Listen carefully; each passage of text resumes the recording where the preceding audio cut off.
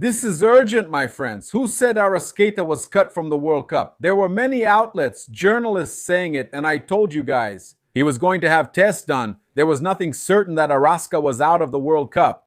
Whoever said it was wrong, okay? The UF, right? The Uruguayan Football Association spoke about Arrascaeta, confirming the injury, okay? But look, despite the physical problem, the organization informed that the midfielder will remain on Uruguay's World Cup squad, keeping the expectation of having the player available during the tournament in a later stage, okay? So that's the news, all right? Breaking news from the World Cup. Arrascaeta is still in the World Cup. He was not cut. Glory to God.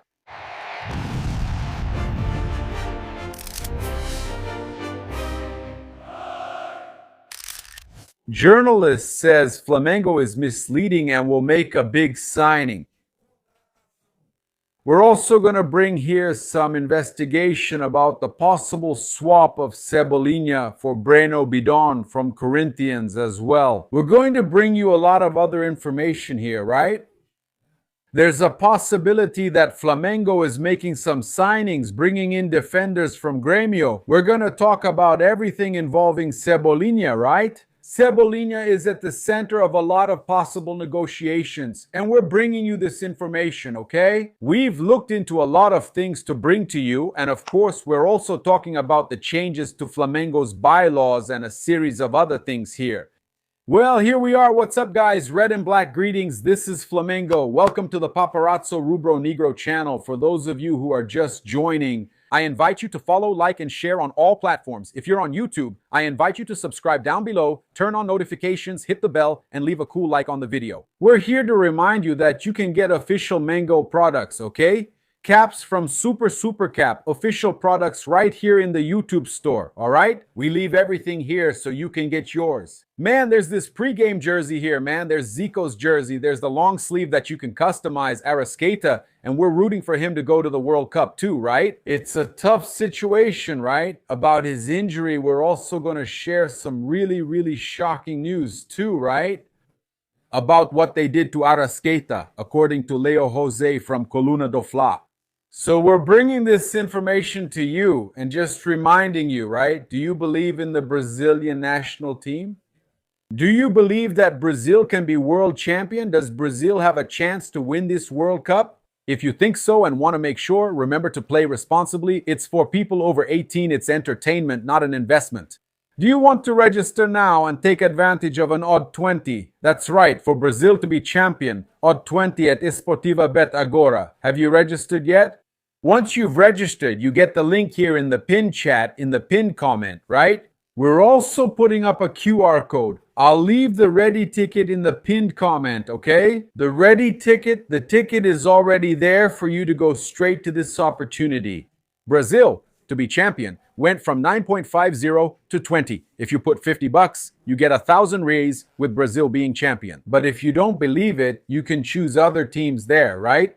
So, sign up right now. I'll also leave the link to our tips channel here. We have our tips channel, which is amazing. And with the World Cup, it's going to be booming. We also want to remind you that our other sponsors are there in the pinned comment and in the description.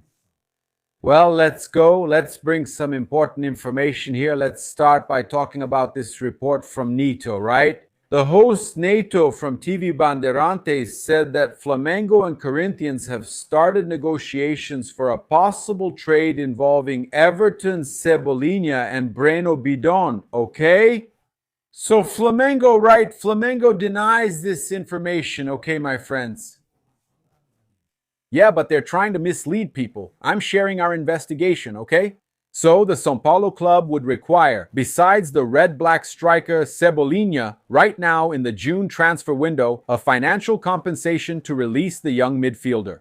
Bidon, 21 years old, is one of Corinthians' top prospects. He has a contract until 2029, valued at approximately 22 million euros, about 129.8 million reais. The player has already attracted interest from European clubs like Arsenal and Sporting from Portugal, but no negotiations have moved forward. Cebolinha has a contract with Flamengo until the end of the year, December. He can already sign a pre-contract in the middle of the year, but he can't leave in the middle of the year, only at the end. In other words, it would be to bring forward his departure, and Flamengo would pay financial compensation. We got in touch with a source connected to Flamengo's management who said that it's not true. Look, the team, Paparazzo Brunego, found out through a source connected to Flamengo's management that there is no ongoing negotiation involving the mentioned players, okay? There is interest from Corinthians in Cebolinha. Flamengo has already considered Breno Bidon's name, but according to a source connected to Flamengo's management, this negotiation is not happening. Now, NATO has his sources there, right? Mainly connected to Corinthians. Maybe someone told him, look, Corinthians want Cebolinha, they want Breno Bidon, right? But we only negotiate for a certain amount, only negotiate if money is involved. And then he understood that Flamengo was making the deal. Because Flamengo had already shown interest in Breno Bidon and Corinthians is interested in Cebolinha. They told him that, and that's how he understood it. Flamengo denies any negotiations right now. That doesn't mean talks won't happen, but currently there are none. In fact, it's very difficult for any deal involving Cebolinha to happen, right? Since the contract ends this year, the player must also want a transfer, right? We also discussed Grêmio's situation since they're interested in Cebolinha and there's mutual interest. Cebolinha has already mentioned this, right? He gave an interview in Flamengo's Mixed Zone once where he said last year about his interest in returning to Grêmio, so it wouldn't be that hard for it to happen. Maybe it would be easier to negotiate with Grêmio. And still along the lines of a possible negotiation for Cebolinha, which I told you would be easier with Grêmio. Why? There was some information that Flamengo would be interested in signing the defender Vieri from Grêmio. He's a 21-year-old player, a very good defender, right? Yeah, they have some good players at Grêmio now. This defender is really good. The south of the country usually has good defenders, and it came out that Flamengo would be interested in signing Vieri and that Everton's Cebolinha could also be involved in a possible deal. Yeah, I also did some research here about the possibility of Cebolinha returning to Grêmio. Yeah, we really know that Grêmio is interested and even the player is interested too. But what we've been told is that the biggest chance, if any deal involving Cebolinha happens, is with clubs from abroad in the middle of the year.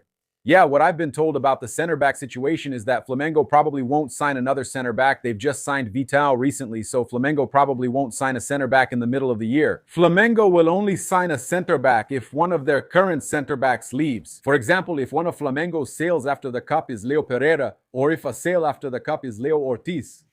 Now, in the June and July transfer window, if a Flamengo center back leaves, Flamengo will sign someone. If no one leaves, Flamengo won't sign anyone right now.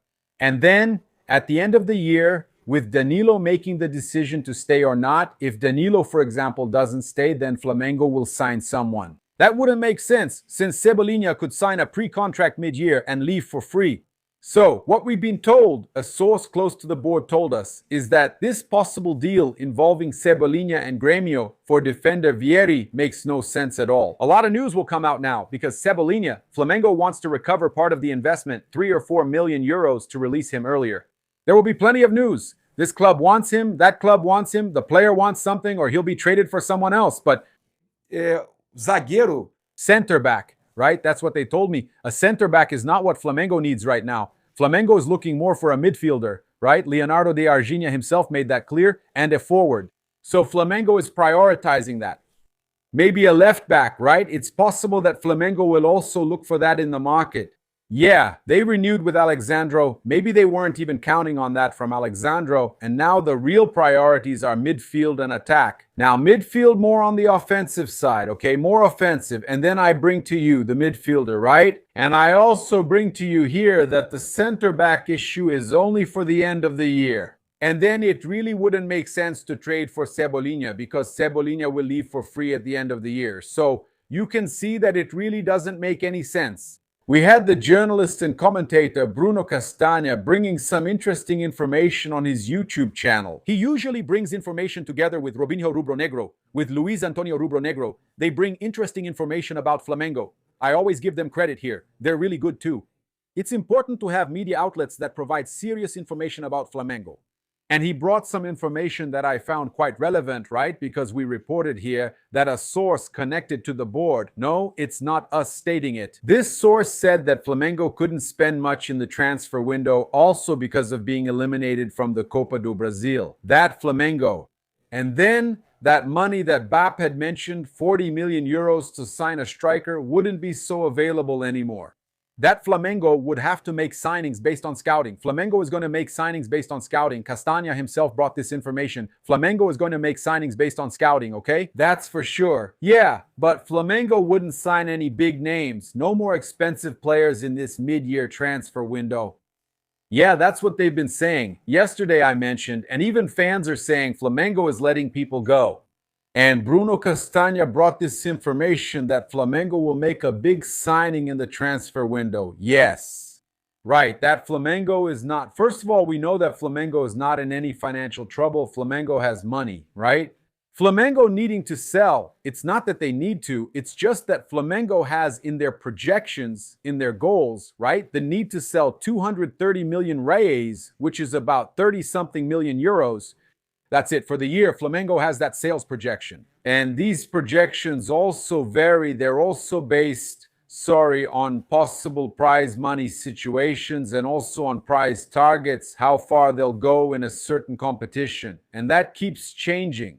When you don't reach those targets in competitions, you need to sell more. So all of that keeps changing. And then Castagna was discussing exactly what I talk to you about here every day. That target, right? That amount that BAP said Flamengo had to sign players, 1 billion, right, to spend on signings, on football. Actually, that's it. That includes the salary, the annual payroll, which is around 400 million reais for Flamengo, right? We're talking about 400 million per year, okay? So, yeah. There, let's say it's 1 billion, you've already spent 400 something million on signings, including Paquetá, Andrew, and so on.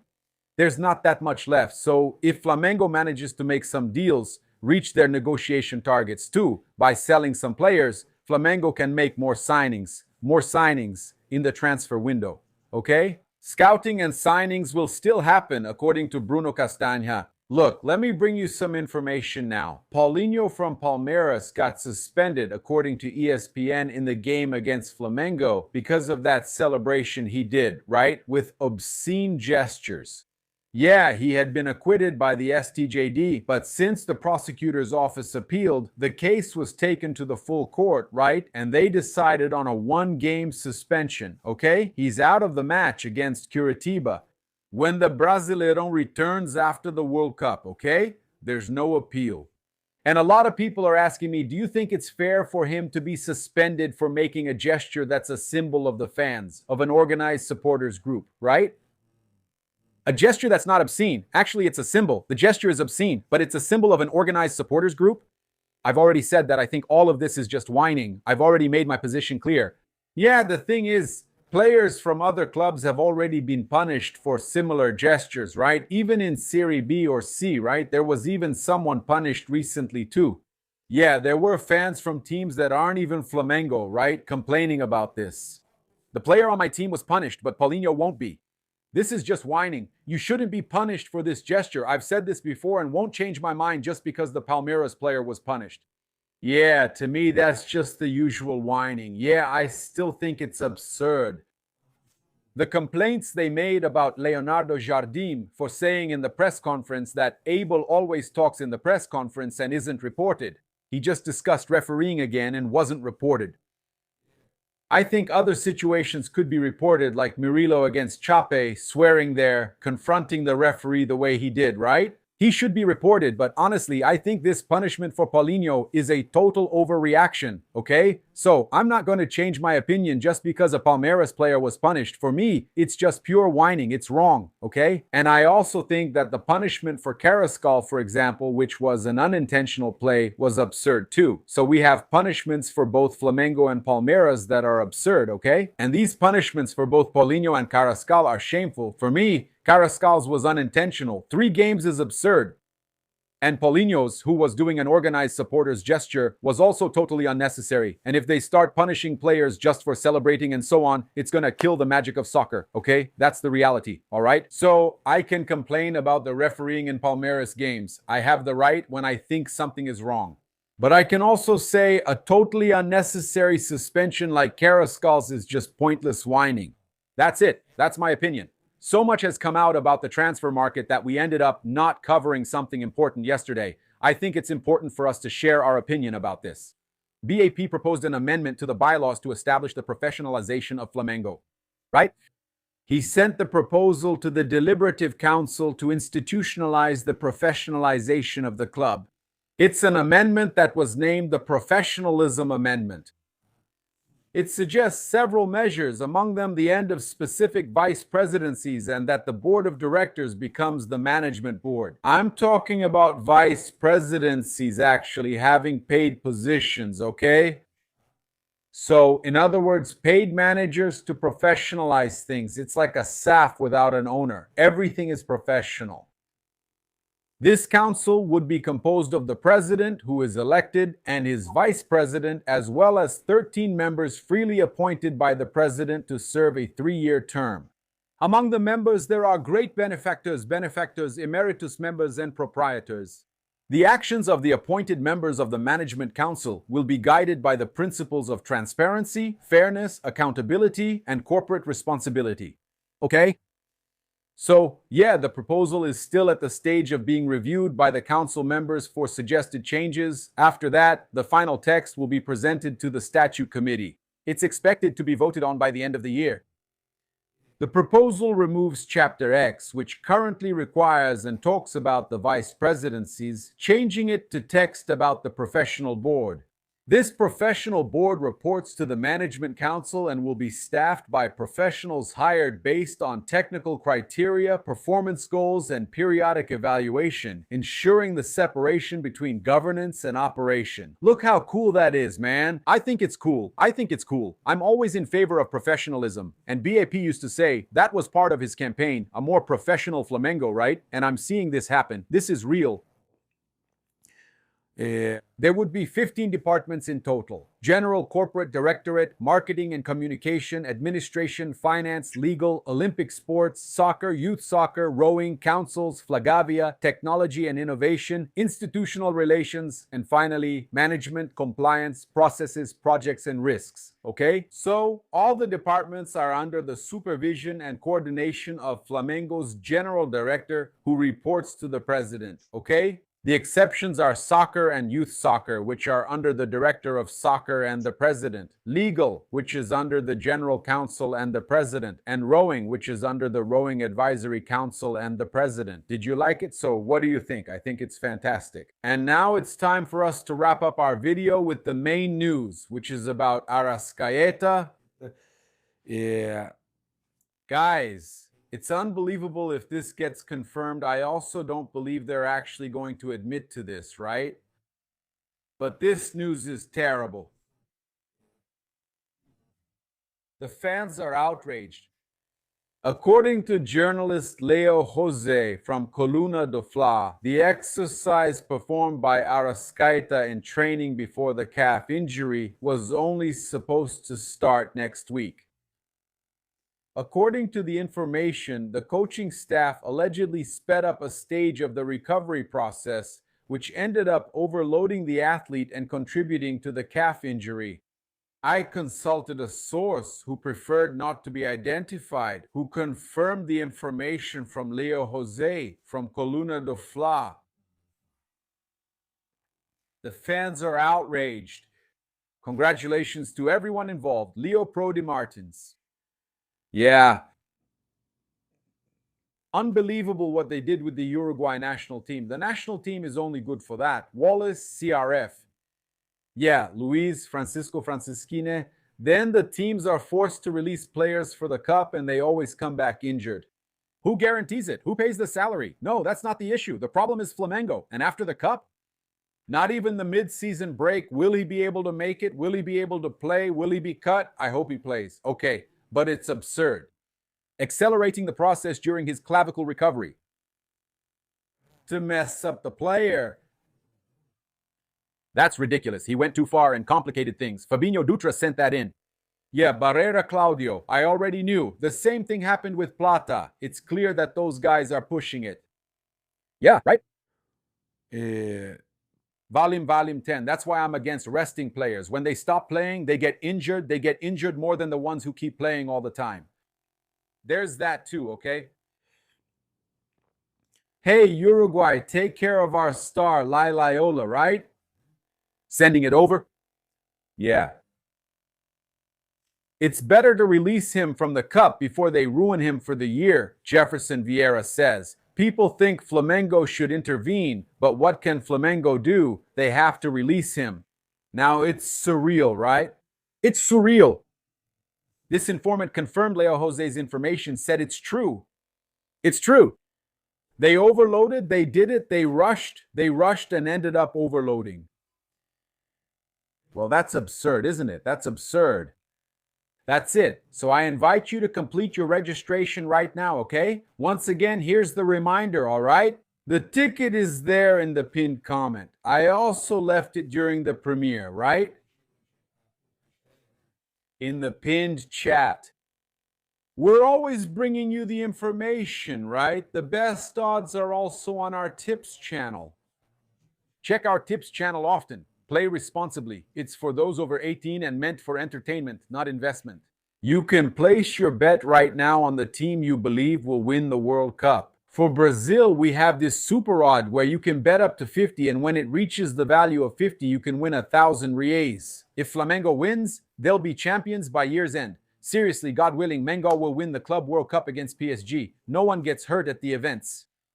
So, I only think about Flamengo, right? Brazil winning the cup. You can win 1,000 reais with just 50 on this odd and 20 with this boosted spectacular odd right now at Esportiva Bet, all right? We're together. Subscribe to the channel, turn on notifications, click the bell, and leave that awesome like on the video. Red and black greetings. This is Flamengo. Thanks.